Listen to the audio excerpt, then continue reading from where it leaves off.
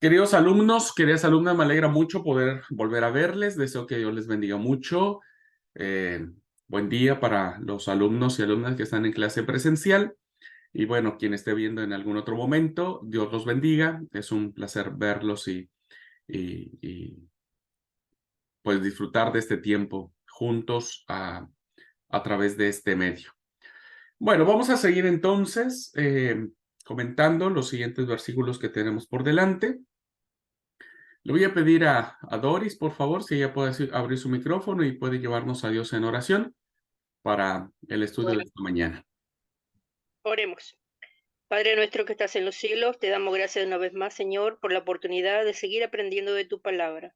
Te pedimos, Señor, que tú nos derrames de tu espíritu para que abra nuestra mente, nuestro corazón, para que podamos entenderlo, Señor, y poder ponerlo en práctica.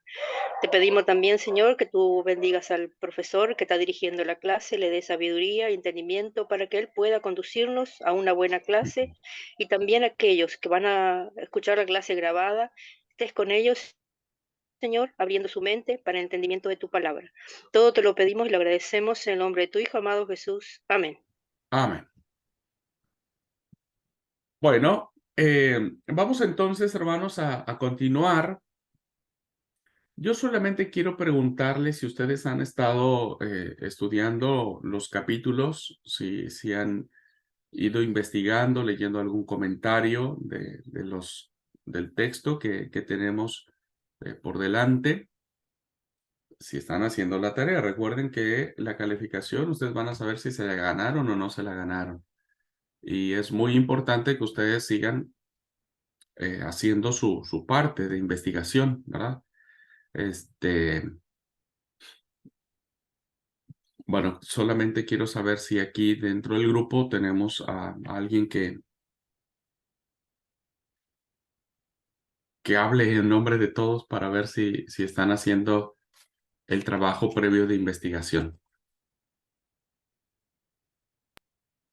Bueno, yo estaba escuchando lo hecho, ¿no es cierto? Y me quedó muy grabado el tema de por qué apedrean a Esteban, ¿no es cierto? Que no tenía ni una causa, sino que eran los celos y, y la no comprensión de lo que él predicaba, porque el sermón que él les da antes de que le apedreen es increíble. Y sí, Doris, qué bueno, todavía no llegamos a Esteban, pero sí, hay dos motivos por los cuales lo apedrean y no es por lindo. No sé si era lindo Esteban o no, pero por lindo no era.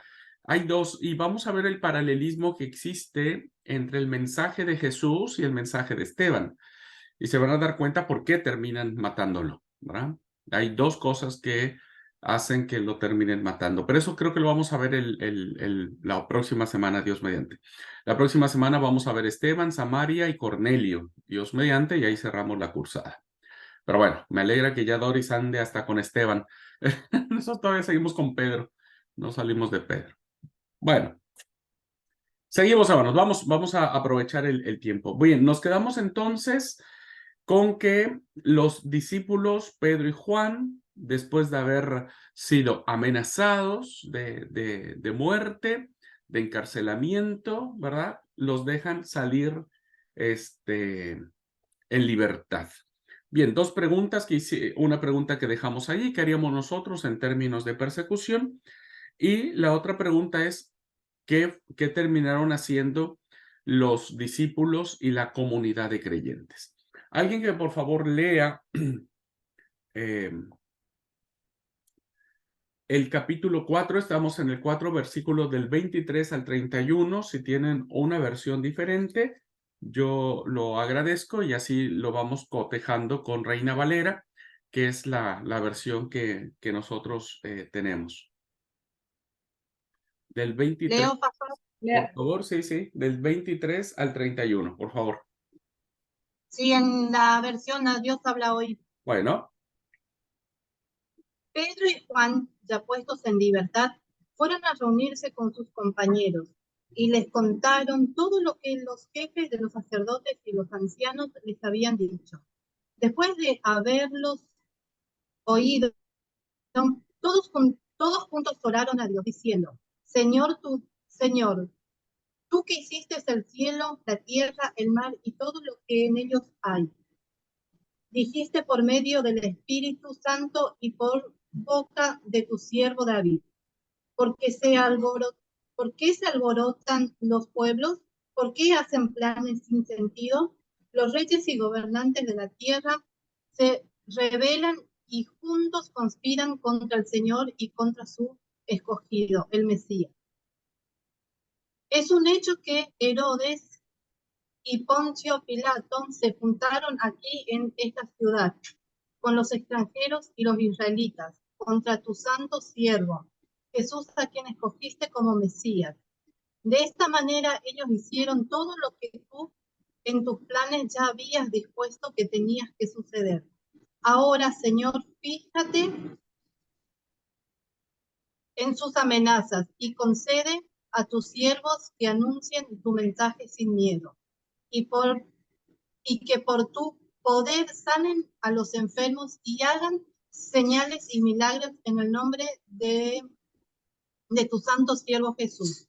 Cuando acabaron de orar, el lugar donde estaban reunidos tembló y todos fueron llenos del Espíritu Santo y anunciaban abiertamente el mensaje de Dios.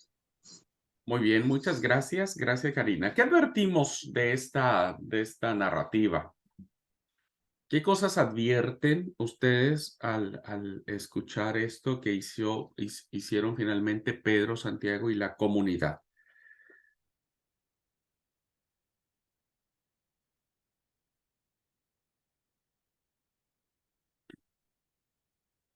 Hay dos cosas interesantes que podríamos resaltar. Sirin, adelante. Sí, en el último versículo bueno, que el lugar tembló y todos fueron llenos del Espíritu Santo. Eso de todos llenos del Espíritu Santo es la segunda vez, quizás para algunos, la experiencia. ¿Cómo se puede entender esto? ¿En qué sentido, Dina? Porque dice, después de haber orado, tembló el lugar que estaban reunidos. Ajá. Todos fueron llenos del Espíritu Santo. Y el día de Pentecostés también. Entonces, esto me llamó la atención hoy al leer el texto. Muy bien. Esa es una excelente observación, que eso es lo que viene en el texto. Si se dan cuenta, el texto tiene una connotación muy pentecostés, diríamos, ¿verdad? Porque ¿cuál es el tema o el punto central de Pentecostés? ¿Cuál es el punto central de Pentecostés? ¿El derramamiento del Espíritu? Claro, el Espíritu Santo. Vean cómo el Espíritu Santo sigue estando presente en la vida de la comunidad. Y entonces vemos en este relato cómo lo que ayuda es el Espíritu Santo a la comunidad. Él es el que viene al final de la comunidad y le da valor a la gente o al pueblo o a los discípulos para anunciar el mensaje. Cuando Pedro responde a las autoridades, dice que el Espíritu Santo estaba sobre él y que habló por medio de el profeta, ¿verdad? El profeta David, por medio de David, perdón. Y nosotros no podríamos entender nada de lo que es el avance de la iglesia, la proclamación del evangelio, sin la ayuda del Espíritu Santo, ¿no? Por eso dice que cuando oraron, el lugar tembló y fueron llenos del Espíritu Santo. Y entonces termina el texto diciendo, y predicaban con valentía. Es decir, la extensión de la predicación está basada en el poder que el Espíritu Santo da. Y entonces eso lo vimos de igual manera. Cuando termina Pentecostés, dice, al terminar la súplica, tembló el lugar donde estaba congregado, se llenaron del Espíritu Santo, es lo mismo que sucedió en Pentecostés, solo que en Pentecostés hay un ruido fuerte, es un ruido grande, es un temblor, comienzan a hablar en lenguas, pero acá solamente es ya el anuncio de decir, tenemos que salir a predicar, ¿verdad? Pero una de las características fundamentales es Pentecostés. Estamos leyendo, Alan, Hechos de los Apóstoles, capítulo 4, del 23 al 31. Entonces, sí, muy bien, Dina, muy bien. Esta es la primera observación que podemos ver, cómo el Espíritu Santo está presente en esto, ¿no? Y cómo en la oración que hacen los discípulos manifiestan al final la llenura del Espíritu Santo. ¿Qué otra cosa vemos aquí?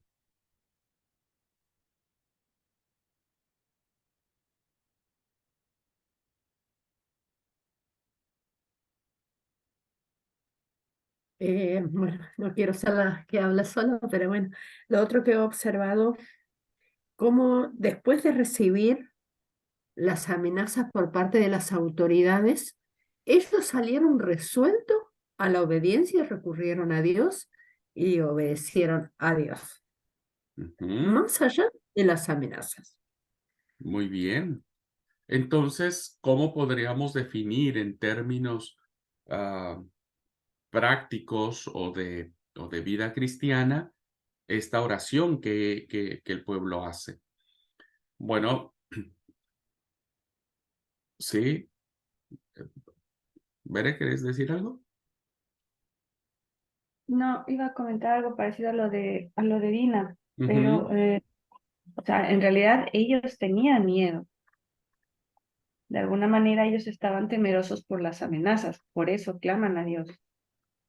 Y bueno, quizás si lo trasladamos ahora a nuestras realidades, a veces eso también nosotros hacemos, ¿no?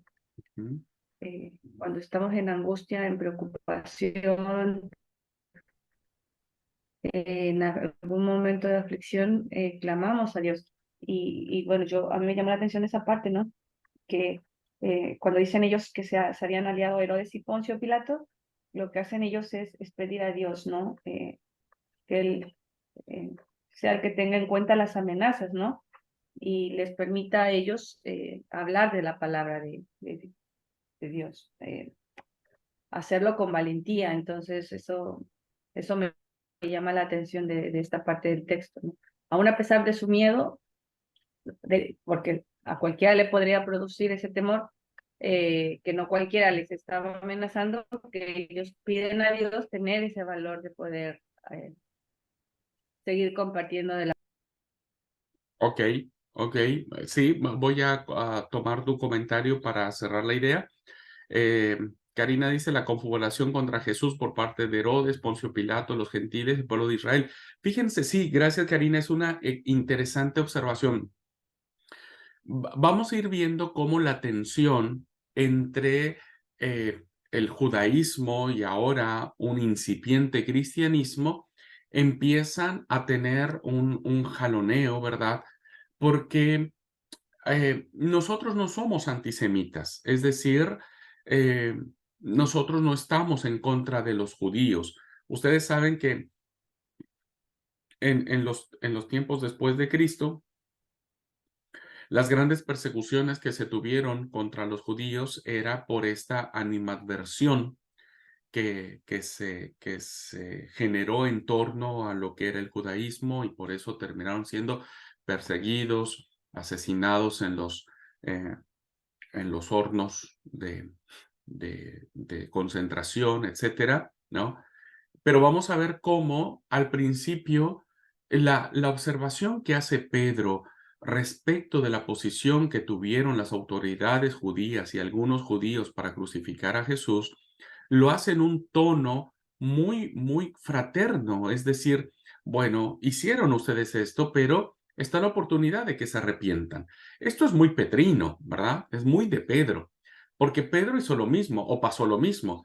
Negó al Señor, lo maldijo y después se arrepintió. Entonces, cuando vemos en los enfrentamientos que va a tener principalmente Pedro y los va a culpar, empieza el estire, ¿verdad?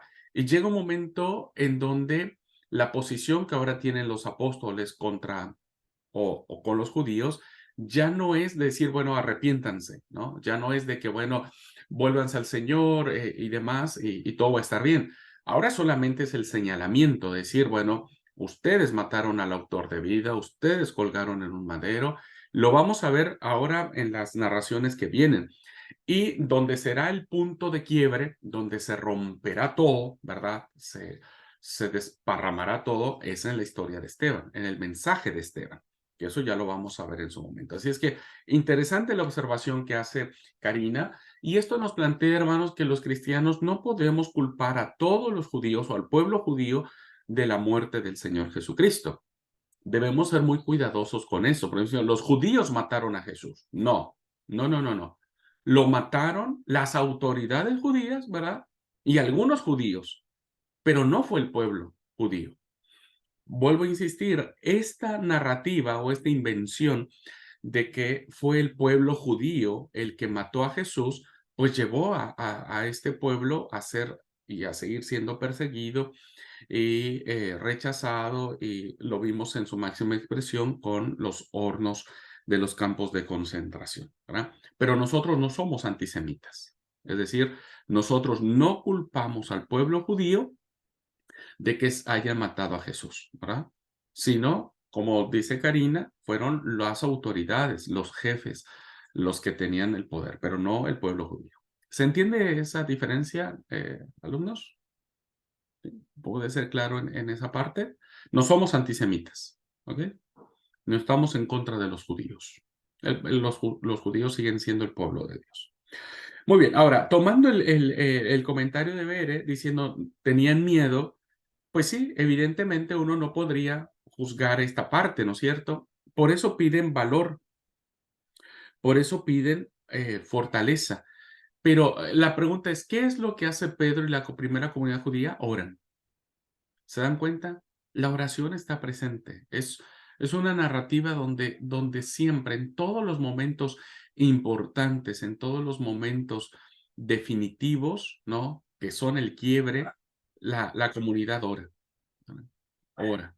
La oración es fundamental. Y vean ustedes cómo las oraciones que aparecen en el libro de los Hechos son oraciones poderosas, son oraciones de autoridad, son oraciones con profundo clamor, con un verdadero sentido, ¿verdad? No son nuestras oraciones que a veces nosotros hacemos muy hechas, muy estructuradas, sin apasionamiento, sin sentimiento, sin sentir una profunda pena, dolor o necesidad por el perdido, por alcanzar a las personas para Cristo. Esto es lo que nos enseña en última instancia el libro de Hechos de los Apóstoles, ¿verdad? La oración. Ahora, fíjense lo interesante de la oración que hacen la comunidad y los discípulos. Ante la amenaza, ¿verdad? Ante la amenaza que ellos venían trayendo de los principales, ante la amenaza, uno podría decir, Señor, quítanos esa amenaza, permite que estas cosas no sucedan, líbranos de todo mal, haz cesar la persecución. Eso sería lo que normalmente nosotros podríamos orar. Y es lo que a veces nosotros oramos cuando hay una situación así, ¿no? Señor, no hagas que esto suceda, que ya no haya más matanza, que ya no haya más persecución. Esas son nuestras oraciones, ¿no? O sería la oración de alguien que en reacción a la amenaza que se siente, pues lo primero que queremos hacer es que esa amenaza no exista más, ¿no? Que Dios la quite de alguna manera. Pero eso no encontramos en esta oración. Ustedes vuelvan a leer. Y las comunidades no piden que sea, la comunidad cristiana y los discípulos no piden que se acaben las persecuciones ni las amenazas. Ellos mismos saben que van a continuar, ¿verdad? Esto es algo interesante de la oración que encierra la comunidad. Ellos no piden que esto termine, porque saben que va a venir y tal vez vendrá mucho más. Lo único que piden es valor para seguir anunciando el mensaje de Jesús. Interesante la cosmovisión que tiene un orante, ¿no? ante el señorío de Cristo, ante la soberanía de Dios, ante los propósitos divinos. A veces uno dice, Señor, que termine todo, que no haya más guerras, hambre, persecuciones, muerte, destrucción, sufrimiento en el mundo, pero lo que no sabemos es que eso forma parte del plan de Dios, ¿verdad? Y sabemos que antes del final de los tiempos, como se le conocen, antes de que Jesús venga, pues todas esas cosas sucederán. Entonces nuestras oraciones no tienen que decir, Señor, permite que termine la guerra. Las guerras van a continuar, ¿verdad? Van a continuar. Siempre cuando hay una guerra, todos nos unimos en oración para que eso termine. Y la verdad es que no.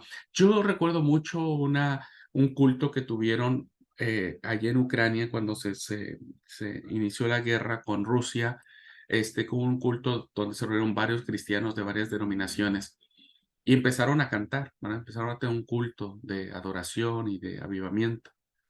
Bueno, ¿qué es lo que quiero decir con esto? Y cierro el paréntesis de sermón pastoral. Fijémonos mucho, ¿no? Cómo dirigimos nuestras oraciones y reflexionemos mucho sobre lo que pedimos, principalmente ante esto. Todos oramos para pedir que el Señor nos haga la vida más fácil y todos sabemos que eso no sucederá, ¿verdad? Creo que lo único que tenemos que pedir es que Dios nos dé valor, que nos sostenga, que nos dé la fuerza suficiente para testificar de Él, aún en medio de la persecución, de la muerte, de la amenaza, ¿no? Lo demás va a venir, queridos alumnos. O sea, eso es inevitable, ¿no? Eso es inevitable. Muy bien. ¿Pudimos lograr ver estos dos puntos, hermanos? Ora la comunidad, pero la oración no es para que el camino sea más fácil, sino saben que el camino va a ser difícil y necesitan valor y piden que el Espíritu Santo los guíe. Y el otro punto es que solo el Espíritu Santo sigue siendo el eje fundamental de la misión, sigue siendo quien acompaña a la iglesia aun cuando ésta se encuentra en momentos difíciles. Muy bien. ¿Algún comentario al respecto?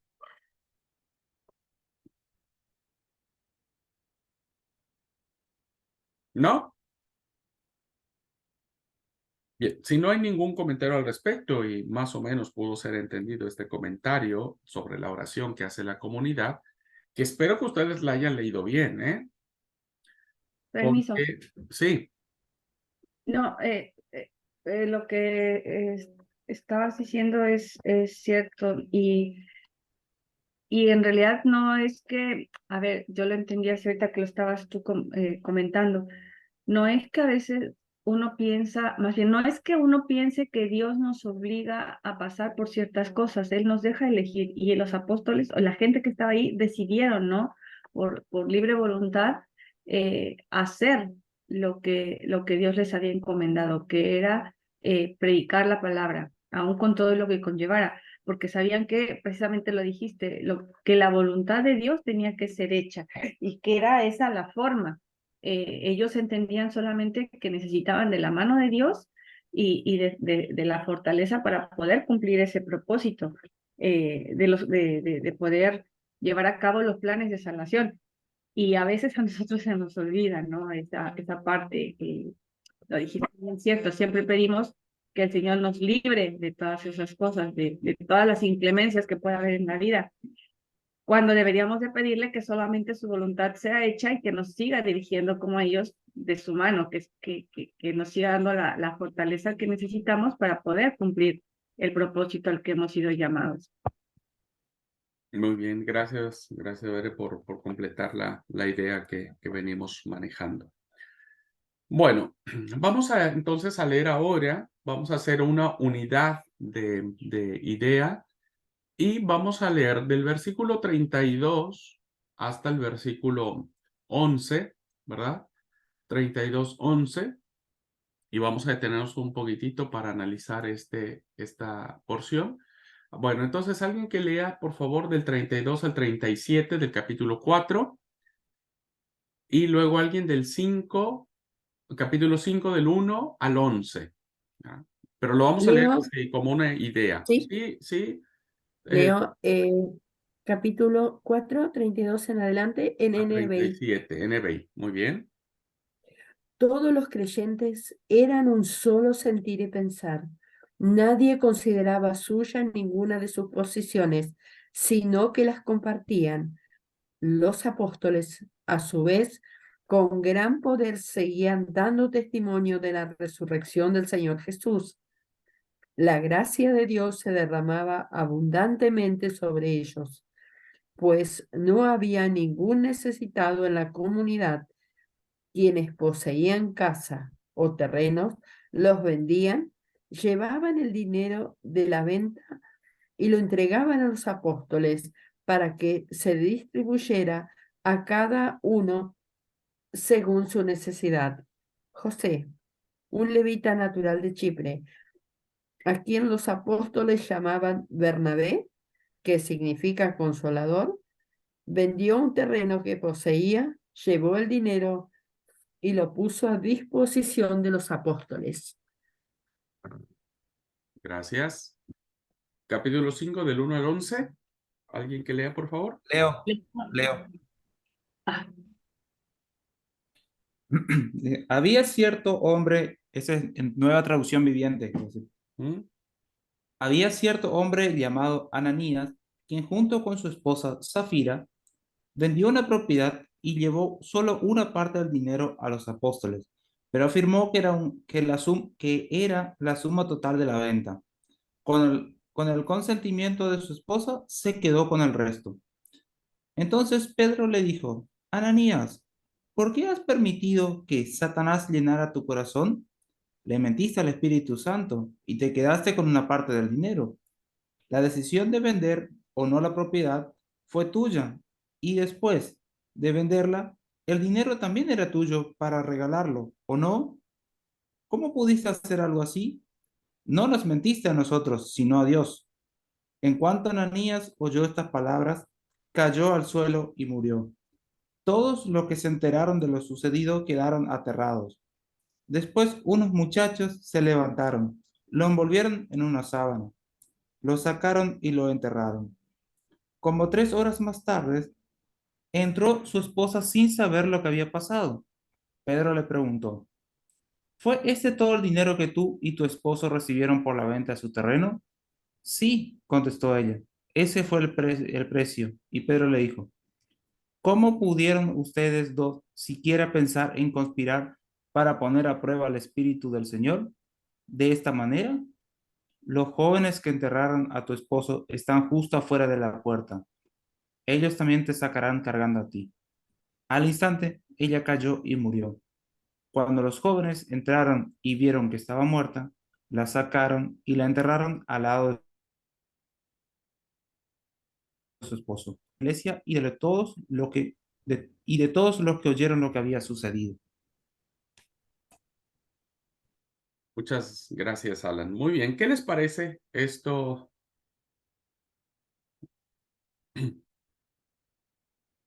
¿Qué les dice esta narración? Es chocante. Sí, muy bien. Si tuvieran que predicar sobre eso, sobre todo este bloque que hemos leído, ¿qué dirían? bueno, Permiso. Adelante. no, Dale, dale, dale. Marita, dale. Dios condena la mentira, ¿no? O sea, de nada sirve querer engañar a Dios porque Él todo lo ve, todo lo sabe. Y eso es una cosa que yo digo, si prometes, cumplí, porque Dios espera de nosotros que seamos sinceros, que seamos honestos. Esa es una parte que siempre me impactó. Cuando apenas entré en la iglesia, leí eso y a mí me impactó muchísimo eso. Muy bien, ok. Sí, Dina, adelante, y creo que creo que Veré tenía antes. Sí, Veré pero, estaba antes, sí. bueno, arrancando del versículo 32, me llama la atención eso de que ya ha venido mencionando de un solo corazón y un solo espíritu, ¿no? Y creo que parecería como un tanto idílico por como después termina el relato en el versículo 11, pero me llama la atención estas palabras porque creo que es algo que siempre se ha buscado o Dios ha pretendido de su pueblo, ¿no? De ese caso de la iglesia. Lograr ser todos de un mismo sentir, estar todos de acuerdo es algo complicado porque el dicho dice, ¿no? Todos tenían un solo corazón y un solo espíritu. Y es algo por lo que a veces no trabajamos, ¿no? Siempre cuando estamos más de dos personas hay esa competencia, ¿no? De luchar cada uno por su propia idea, por su propio pensamiento, por su propia forma de sentir. Sin embargo, acá dice que toda la comunidad de creyentes eran de un solo pensar y de un solo sentir, estaban de acuerdo. Y bueno, sigue narrando la historia de Zafira y de Ananías. Y bueno, ahí está medio complicado el asunto, ¿no? Porque creo que, ay, perdón, mi perro.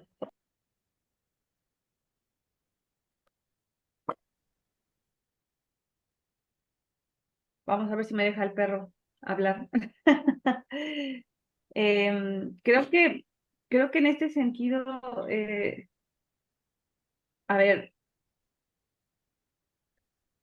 hablar de Ananías y Zafira, para mí, dentro de esto, decía yo al principio, sonaba un poco idílico la lectura, de decir, todos estaban de acuerdo, porque al final de cuentas hay dos, por decir un número, que hacen lo incorrecto, ¿no? Que de alguna forma no están de acuerdo, porque por eso se quieren quedar con esa plata además. Y creo que es algo que todavía nos sigue pasando, ¿no? Siempre vamos a hacer o va a haber alguien que no esté de acuerdo con el grupo, que siempre quiera como llevar la contra. Y bueno, para mí Ananías y Zafira representan eso, ¿no? Que aún dentro del cuerpo de Cristo no hay perfección, no hay ese mismo sentir como debería de ser. Porque por eso ellos se quedan con esa plata escondida aparentemente, ¿no? Era más o menos lo que quería comentar, no sé si fui clara. Sí, gracias. Ahora vamos desmenuzando, todos los puntos de vista son importantes. Dina y luego Doris. Sí, con respecto a Ananías y Zafira, había más allá también que estaba obvio, la mentira, una hipocresía y algo bien planificado sobre algo que no era necesario, porque ellos podían, como le dijo Pedro, podían haberse quedado con una parte y simplemente decir, nosotros decidimos dar solo esto, y también estaba bien. Pero el tema es que yo me quedé hoy pensando, cuando leí esta mañana temprano este texto, la iglesia se estaba formando y ellos no tenían lo que tenemos nosotros hoy, todo el Nuevo Testamento. Y el Señor para mí permitió que esto pasara.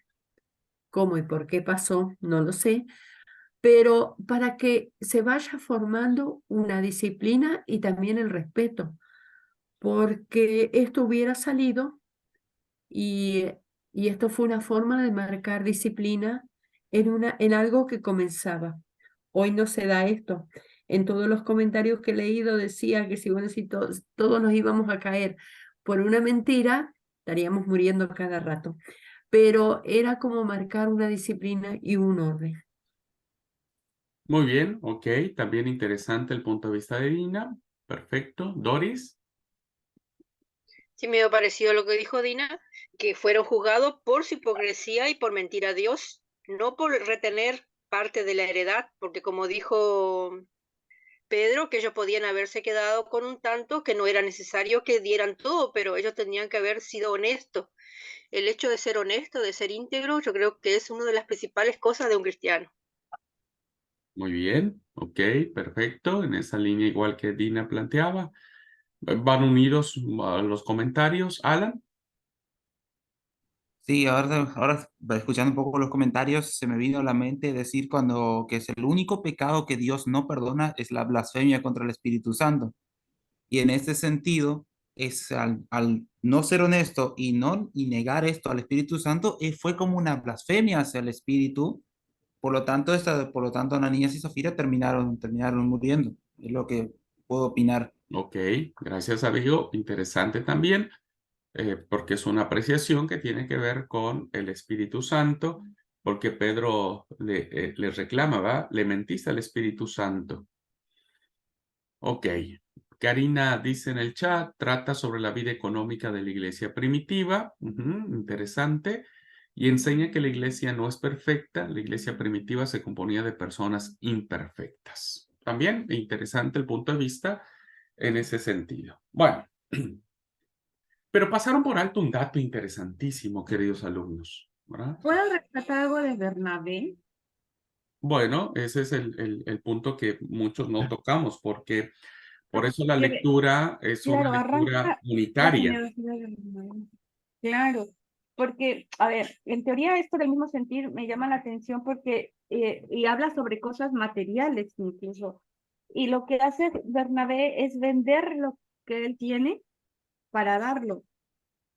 Y no sé si tiene que ver con esta unidad que debería haber, más allá de las cosas materiales, sino con el estar de acuerdo, con la generosidad que también tiene que ver con un valor del reino. El poderse dar y entregar en todo sentido. Si bien habla de bienes materiales, para mí un valor del reino es darse, ¿no? Y el hecho de decir también lo material, lo que tengo, eso también lo doy. Creo que era algo que pretendía demostrarse con Bernabé. No sé si estoy bien o lo aprecié mal. Sí, sí, no, sí, en ese sentido. Miren, desafortunadamente cuando se capitulan y se versiculan el texto sagrado, como que rompemos la idea. Decimos, ok, ya leímos el versículo 4, el capítulo 4, y bueno, el 5 empieza con Ananías y Zafira. No, el texto bíblico en esencia es una unidad, viene narrando una unidad, ¿no? Y nosotros no podremos entender a Zafira, Ananías y Zafira sin pasar por alto por qué Lucas habla sobre Bernabé, ¿verdad? Sobre Bernabé. Y tal y como lo dice Karina, hay una comparación, hay una luz y una sombra, ¿verdad? Hay como el modelo bueno, el modelo aspirable, el modelo a seguir, el modelo del reino, pero también hay otro modelo que no va acorde al principio divino. Pero bueno, vayamos por partes, ¿verdad? Vayamos por partes. ¿Cómo podríamos resumir esta lectura que hemos hecho? Bueno, que todos tenemos que poner nuestros bienes al servicio de los demás y que no hay derecho a que algunas personas tengan de todo mientras a otras personas les falte plata para vivir. También vemos en esta narrativa cómo los cristianos comparten todo, ¿verdad? Dice que comparten todo, lo vendían todo, daban el dinero a los apóstoles y estos se preocupaban de que no hubiera necesitados o indigentes, como dicen en otras versiones, que no hubiera indigentes dentro de las comunidades. Bueno, en términos generales podríamos plantear como punto central en estas narrativas la vida de la comunidad en sentido de la generosidad, ¿verdad? Ese sería como el espíritu que va a permear. Ahora, Lucas se vale de dos cosas, ¿verdad? La primera es que si ustedes se dieron cuenta que el versículo 32 empieza diciendo, todos los creyentes estaban unidos de corazón y en espíritu, consideraban que sus posesiones no eran propias, sino que compartían todo lo que tenían. Es como el título de lo que va a narrar ahora el evangelista. Pero llama la atención que en esta temática, ¿no? Que tiene que ver con los bienes, que tiene que ver con que no hay indigentes, que tiene que ver con vender cosas, no sé si a ustedes les llama la atención que Lucas incruste el versículo 33 diciendo algo que parece ser que no tiene idea, ¿verdad? Parece ser como que no tiene conexión. Porque el versículo 33 dice, los apóstoles daban testimonio con poder de la resurrección del Señor Jesús y la gran bendición que estaba sobre todos ellos. ¿Verdad? Ahora, como ya lo vimos en precedentes, cuando vimos, por ejemplo, el capítulo, explicamos el versículo, capítulo 2, versículo 42, que dijimos que eran los títulos que presentaba Lucas y que después los iba a desarrollar. Bueno, estamos ante la misma presencia, ¿verdad? Hay dos temas importantes que Lucas va a tratar posteriormente, ¿verdad? Uno de ellos será que la comunidad estaba unida de corazón y en espíritu, y el otro tema va a ser que los apóstoles daban testimonio con poder de la resurrección de Jesús. O sea, son los dos títulos que Lucas nos va a plantear después. ¿Ok? Entonces, como el primer tema tiene que ver con la unidad de corazón y consideraban que las posesiones no eran suyas, sino eran de todos los creyentes, entonces ahora viene la explicación. Lucas empieza a decir, ¿verdad? No había necesitado entre ellos. Ya empieza a explicar el primer tema, ¿verdad? Dice, no había necesidad entre ellos, porque los que tenían terrenos o casas las vendían, llevaban el dinero a los apóstoles para que dieran lo que pasaba con necesidad, los que pasaban necesidad. Hay una alusión, queridos alumnos, que tiene que ver con los primeros cristianos y la propiedad, ¿verdad? ¿Ustedes tienen propiedades, hermanos? ¿Tienen propiedades? ¿Alguien tiene propiedad? Sí. Bueno. La idea de compartir los bienes y de no estar aferrados a ellos como si fueran de manera exclusivamente propia, estaba muy difundida en la iglesia primitiva. Miren, las cosmovisiones que tenían la iglesia allá en Palestina, ¿verdad? Del siglo I son muy diferentes a las nuestras. Nosotros somos muy influenciados por el materialismo occidental, ¿verdad? Nosotros somos hijos del consumismo, desgraciadamente, ¿verdad? Nosotros trabajamos para tener.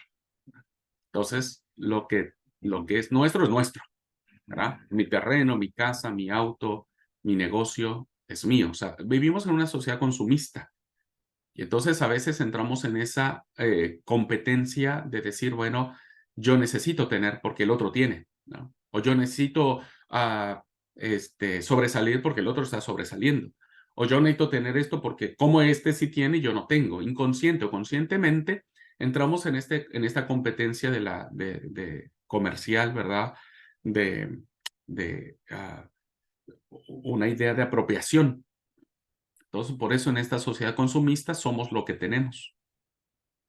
Pero no sucedía así en la iglesia primitiva. La Didache, que es un documento muy antiguo, que por alguna razón no entró dentro de la lista canónica, pero que es un libro muy aceptado dentro de las primeras comunidades cristianas, que se traduce como la enseñanza de los 12 apóstoles, que fue uno de los escritos cristianos más importantes a finales del siglo I. Por alguna razón no entró en la lista canónica, pero algunos lo consideran como palabra de Dios, ¿verdad? La Didache. Y en este documento dice lo siguiente: no volverás la espalda al necesitado, sino que compartirás todas las cosas con tu hermano. Y no dirás que son de tu propiedad, pues si sois copartícipes en la inmortalidad, cuanto más en los bienes materiales. Entonces, vemos de manera sociológica que la cosmovisión que tenían los primeros cristianos no es nuestra cosmovisión. Para nosotros es muy difícil desprendernos de nuestros bienes para dárselo a alguien que no conocemos, ¿no? Se lo damos a alguien conocido, a nuestros hijos o al yerno o a la nuera, ¿verdad? Pero para alguien desconocido no somos muy dados a dar. Pero eso no pasaba en la cosmovisión de la iglesia primitiva. Por lo tanto, entonces, ahora plantear y decir, hermanos, tienen que vender sus bienes para dárselo a los pobres, obvio que no calzaría con nuestra formación o con nuestra cosmovisión. Por eso no es de extrañarse que en las primeras comunidades la gente hiciera eso, ¿verdad? La Didache dice, bueno, si vamos a ser hermanos en la inmortalidad, pues seamos también hermanos en las cosas materiales, ¿verdad? Y entonces esta cosmovisión nos lleva a entender cómo la iglesia en aquel tiempo estaba muy acostumbrada a esto. Ahora, el tema de dar con generosidad, queridos alumnos, ¿verdad? Que está reflejada en la historia de Bernabé, ¿verdad? Bernabé es como el prototipo de que esto sucedía de manera normal, porque dice que Bernabé vendió su campo y llevó el dinero a los apóstoles. Esta generosidad, esta actitud generosa ya permeaba en las iglesias cristianas. Recuerden que Hechos de los Apóstoles, nunca olviden eso, Hechos de los Apóstoles se escriben muchos años después de las cartas paulinas. ¿Ok? Y es muy probable que Lucas haya leído lo que aparece en la segunda carta a los Corintios, capítulo 8, ¿verdad? Y capítulo 9, que tiene que ver con una situación muy interesante que perteneció al ministerio de Pablo, que fue la colecta económica para la iglesia de Jerusalén. ¿Ah? Entonces, segunda de los Corintios capítulo 9, versículo 5, si alguien quiere leerlo, vamos a ver cómo esta actitud generosa de la cual Lucas nos está retratando, ¿verdad? Era algo muy instalado, o sea, era una forma que tenía la iglesia primitiva. Segunda de los Corintios 9:5, por favor. Sí, dice, por tanto tuve por necesario exhortar a los hermanos que fuesen primero a vosotros y preparasen primero vuestra generosidad antes prometida, para que esté lista como de generosidad y no como de exigencia nuestra. Muy bien. Entonces, ¿qué es lo que le está diciendo Pablo a la iglesia de Corinto? Bueno, les pido, me exige pedirles a ustedes que se adelanten y tengan preparado el generoso donativo que prometieron, le está diciendo a la iglesia de Corinto, ¿no? Que prometieron. Quiero decir algo aquí que sucede mucho. Cuando Pablo empieza hay una gran hambre en Jerusalén. La iglesia de Jerusalén está en gran necesidad, ¿verdad? No tienen plata, porque hay una gran hambre en tiempos de Claudio. Entonces la iglesia le pide a Pablo, che, anda a las iglesias de Asia, de Macedonia, de Acaya, y pedirles plata, porque necesitamos nosotros. Y Pablo dijo, tranqui, ustedes ni se preocupen, que yo me pongo en campaña y voy a recorrer las iglesias y les voy a pedir plata para ayudarles. ¿Ok? Resulta que Pablo va a la iglesia de Corinto y les dice, che, necesitamos plata para ayudar a los hermanos de Jerusalén. La iglesia de Corinto era pudiente, hermanos, era muy pudiente. Era una iglesia con muchos recursos económicos, ¿verdad? Ya vimos quién era Corinto, dónde estaba Corinto, ya eso ya lo vimos en las cartas paulinas. ¿Pero qué creen? No habían recogido nada. No habían dado nada, ¿verdad?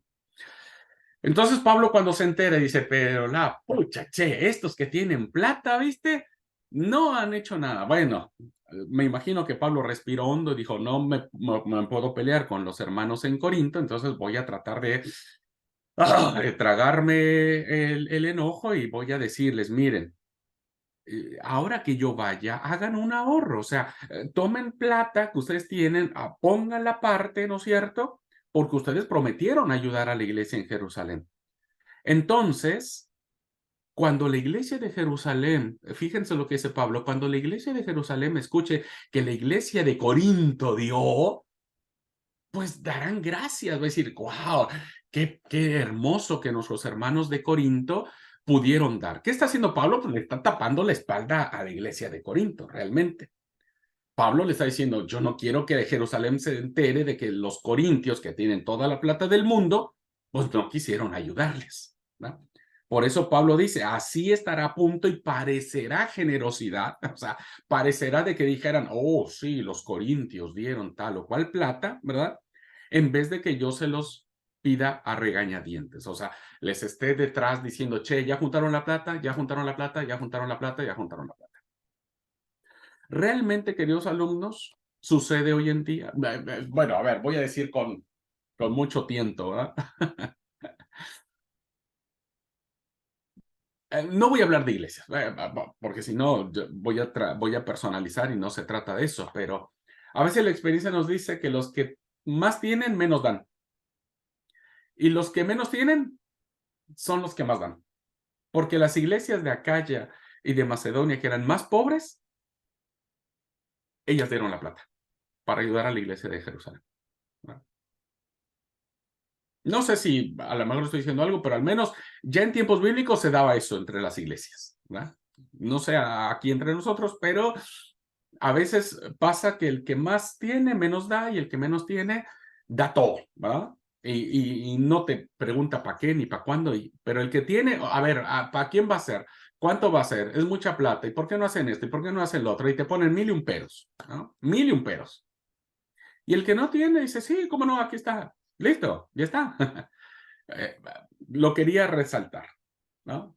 ¿Por qué? Porque estamos ante el cuadro que plantea Lucas de que la iglesia estaba predispuesta. No Corinto, ¿no es cierto? Pero las demás iglesias tenían este sentimiento de generosidad. Y entonces Pablo les da dos argumentos para decirle, che, necesitamos generar el aspecto generoso. El primero es que Dios les va a pagar con creces lo que ellos dan. O sea, decir, hermanos, por favor, Dios no se va a olvidar de ustedes, ¿no? No, háganlo con fe. Y el segundo es que los de la iglesia de Jerusalén van a alabar a Dios y van a orar por la iglesia de Corinto por esta generosidad, ¿verdad?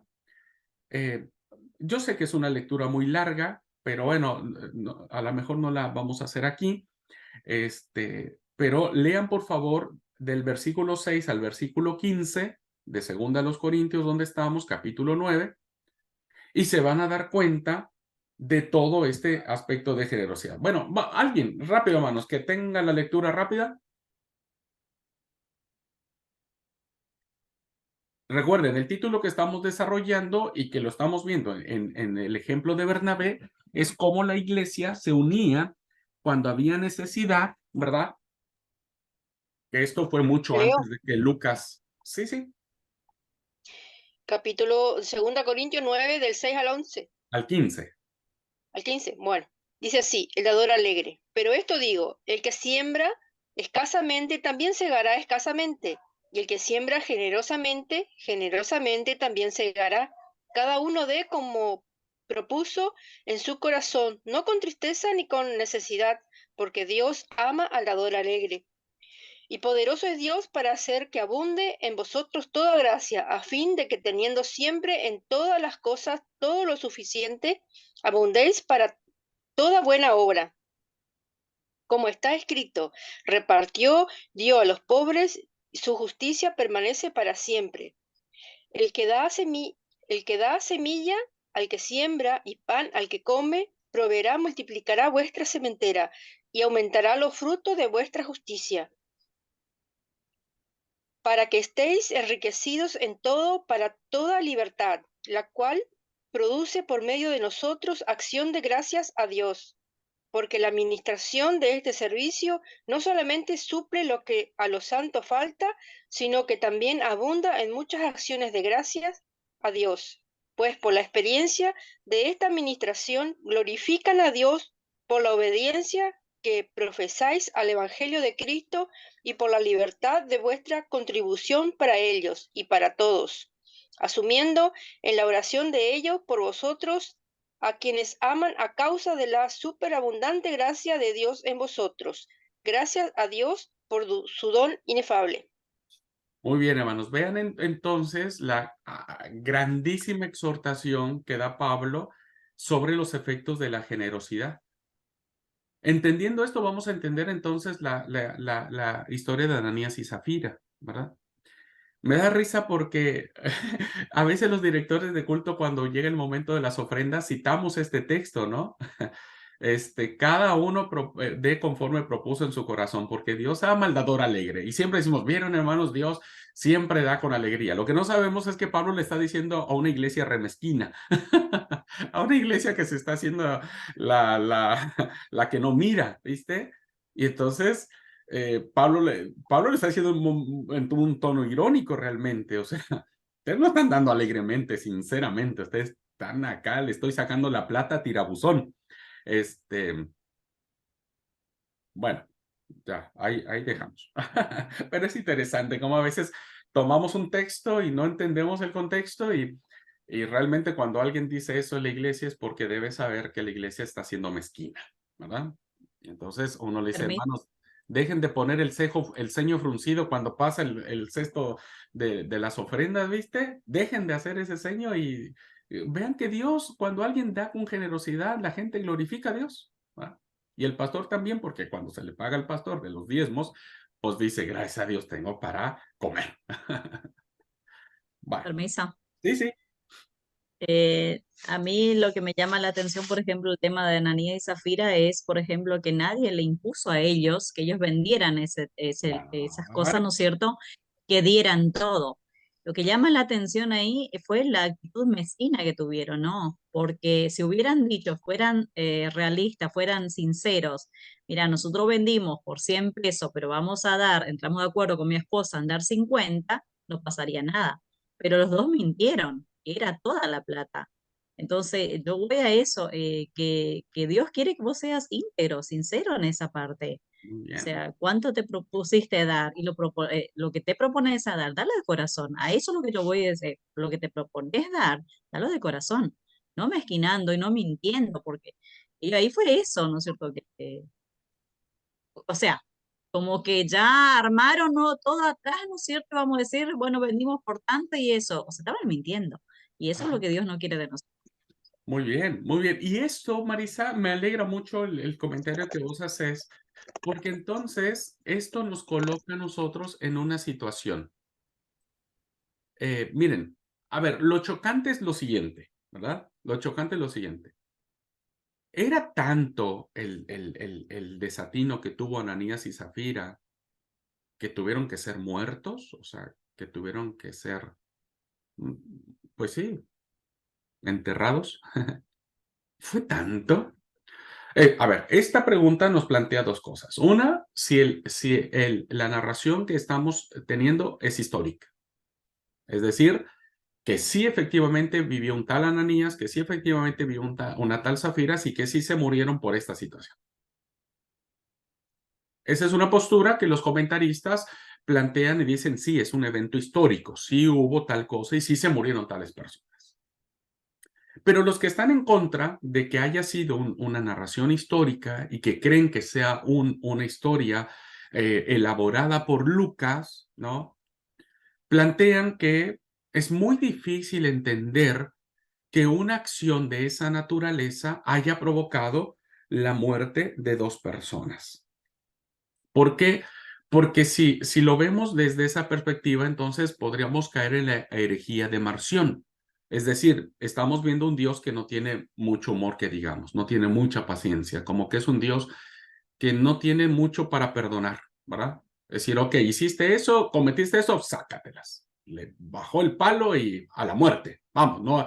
Y a la condenación eterna y al juicio eterno, y que tal vez por un error, tal vez toda la vida de Ananías y Zafira fue la mejor, fue etcétera, etcétera, eran buenos padres, buenos hijos, buenos ciudadanos, lo que ustedes gusten y manden, y que por un error, listo, a la condenación, al fuego eterno y a la muerte eterna.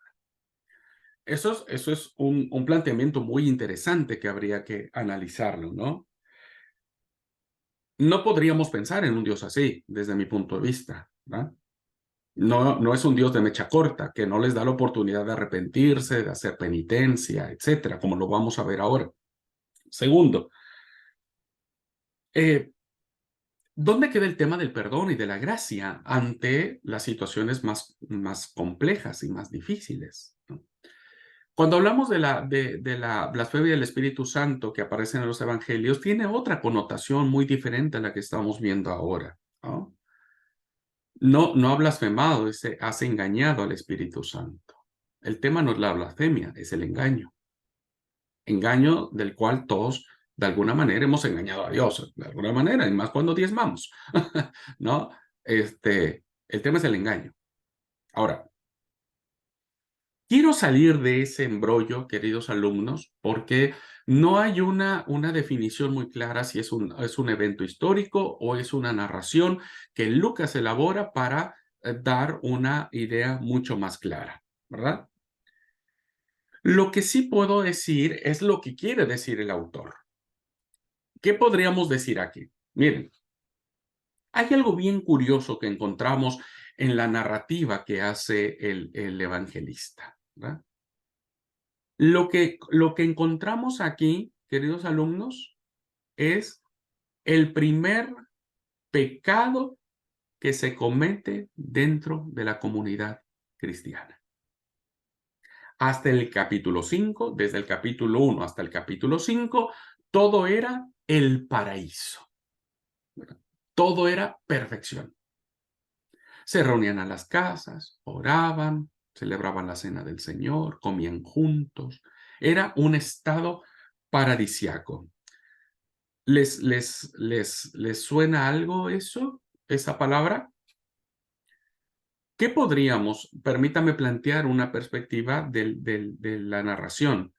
Lo que se cuenta aquí es el primer pecado dentro de la comunidad cristiana, no de desobediencia, sino de querer engañar a Dios.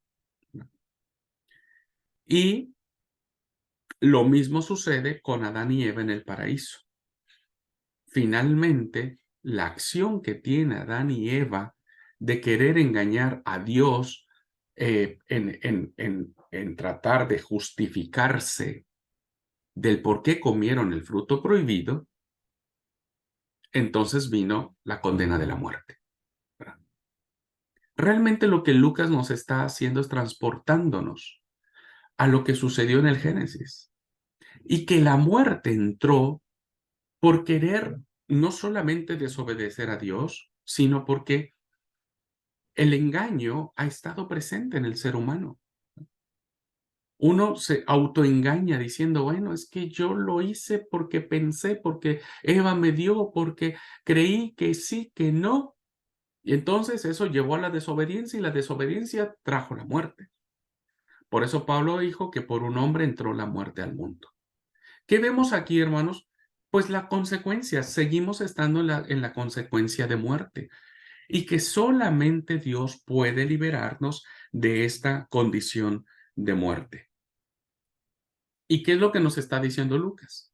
Pues que en la comunidad cristiana, muy parecida al paraíso, según nos lo planteó en los primeros 5 capítulos, pues también se puede dar el pecado, ¿verdad? El pecado. Y esto es una realidad. ¿Y cuál es la consecuencia del pecado, hermanos? Pues la muerte. ¿Representada a quién? Pues en este caso en 2 personajes, Ananías y Zafira, ¿no? Entonces, el punto central aquí es cómo en las comunidades cristianas, pues el pecado se hace presente y consecuentemente la muerte también. Algo muy parecido a lo que dijo aquí Bere, más bien creo. Dice, la iglesia, lo que decía la iglesia, que en este caso los creyentes somos imperfectos, o sea, no todos somos perfectos. El pecado está. Y ustedes saben que la paga del pecado es la muerte. ¿Ok? Ahora,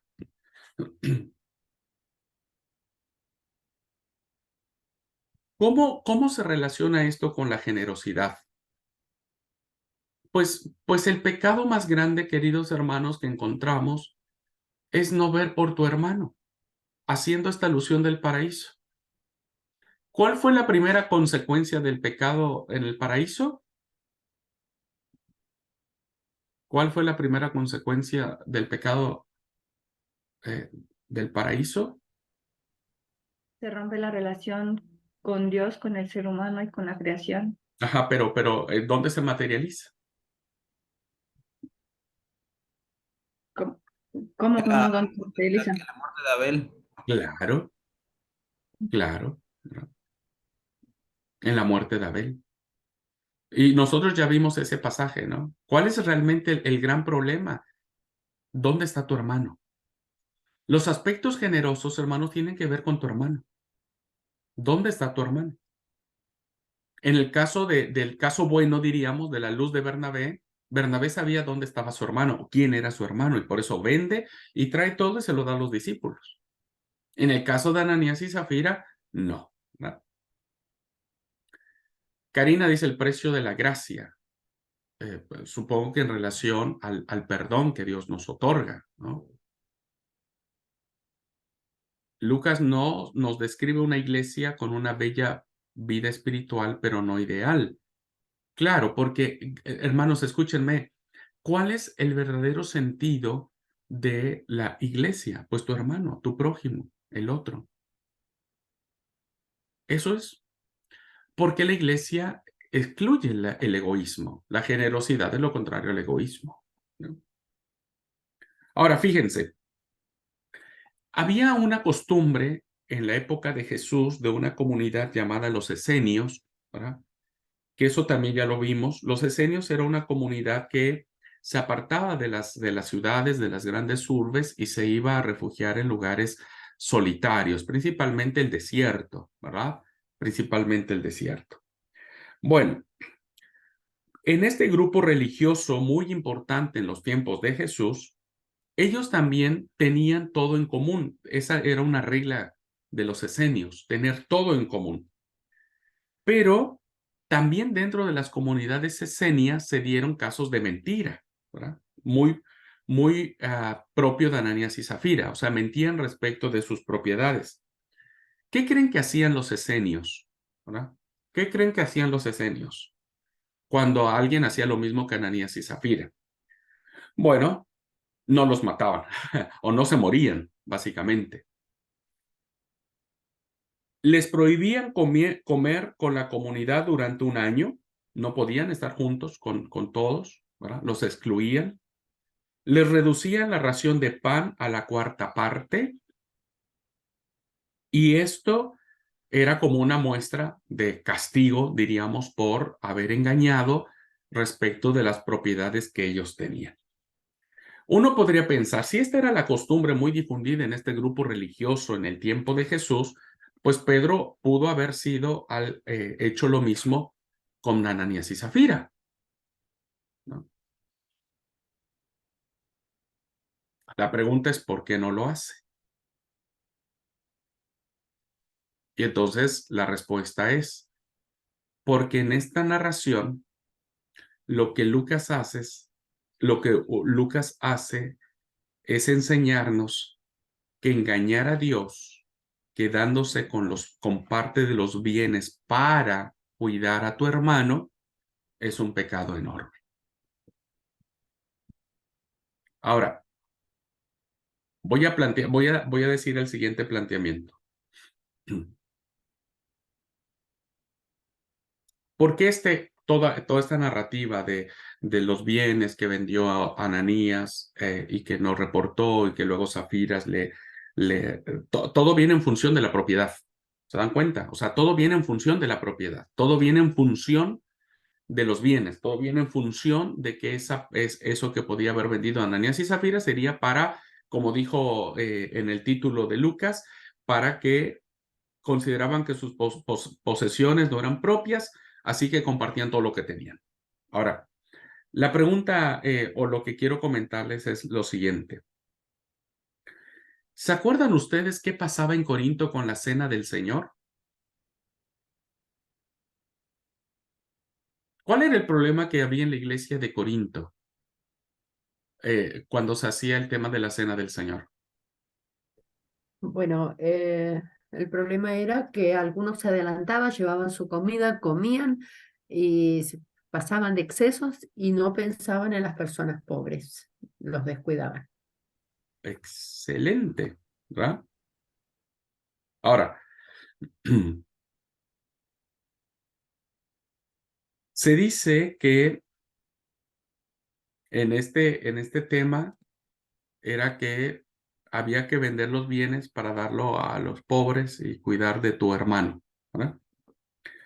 Tal y como mencionó Dina, en la cena del Señor, que había esta problemática en la iglesia de Corinto, sucedía que algunos acudían con toda clase de alimentos, principalmente los más pudientes, y otros solamente llevaban un pedazo de pan para compartir, ¿verdad? Cuando Pablo se entera de que esto está sucediendo en la iglesia de Corinto, se enoja, se indigna, y se indigna con los más ricos, ¿verdad? Con los que tienen plata, ¿verdad? Llámese Bernabé o llámese Ananías y Zafira. Se indigna, porque se ve que Ananías y Zafira y Bernabé pues tenían plata para vender lo que vendieron, significaba que eran personas pudientes. Entonces, cuando Pablo se entera que los más ricos están haciendo esto, de que ellos llevan lo suyo, ¿viste? Llevan su asado, llevan su cordero, llevan su pollo al disco, llevan un montón de chipa y demás, y los más humildes pues llevan un poco de polenta y nada más. Bueno, cuando Pablo se entera de eso, ¿verdad? Le dice a los ricos que la forma de celebrar la cena del Señor, de esa manera, no los iba a salvar, sino los iba a condenar. O sea, Pablo condena a los ricos de Corinto por esta situación. Y entonces, ¿qué decide Pablo? ¿Cuál es la decisión que Pablo toma, hermanos?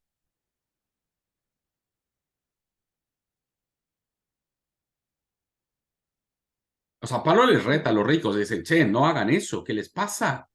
Que coman cada uno en su casa. Interesante. Ahora, fíjense ustedes algo aquí interesante. ¿Por qué Pablo no manda que vendan sus bienes y se los den a los pobres? Fíjense lo que sucede en la iglesia de Corinto. Hay este conflicto entre los pobres y los ricos, ¿no? Los ricos hacen gala de su poder económico.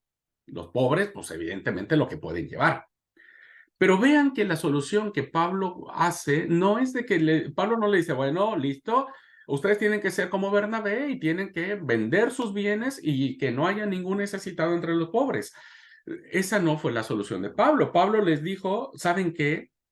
Coman en su casa, hártense, llénense la panza de todo el asado que quieran, ¿verdad? De todo el asado que quieran, pero no lo hagan cuando hacemos la reunión con todos, ¿verdad? Y cuando celebramos la cena del Señor, porque se ve mal. Fíjense entonces, hermanos, que en esta disyuntiva que encontramos entre las posiciones de los pobres y los ricos, Pablo no les dice que vendan lo que tienen y lo den a los pobres. Lo único que Pablo dice es no ofendan a los pobres haciendo gala de sus riquezas, ¿no? ¿Qué les estoy queriendo decir con esto? A ver si alguien, como dicen los predicadores actuales, a ver si alguien me sigue. ¿Qué les estoy queriendo decir con esto?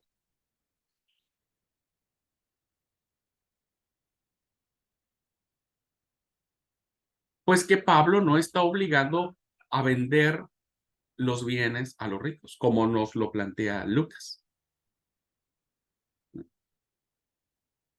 ¿Qué les estoy queriendo decir esto?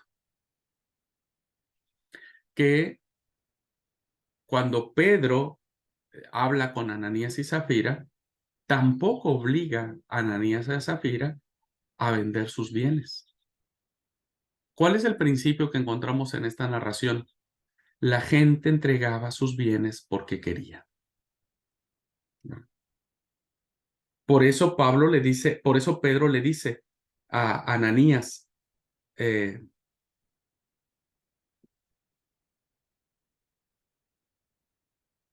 el versículo 4, la decisión de vender o no la propiedad fue tuya. Después de venderla, el dinero también era tuyo para regalarlo, ¿no? O sea, podrías haberte quedado con la plata. Nadie te obligaba a darlo. Ese es el punto, queridos alumnos, ¿no? No se trata de obligación, sino se trata de la intención del corazón. ¿Qué es lo que movió a Bernabé? Pues la intención de su corazón. ¿Qué es lo que movió a Ananías y a Zafira? La intención de su corazón.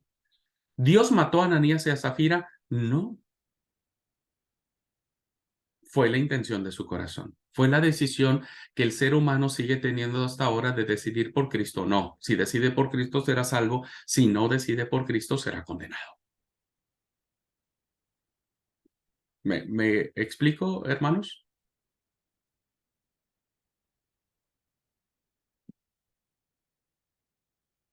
¿O los dejé peor?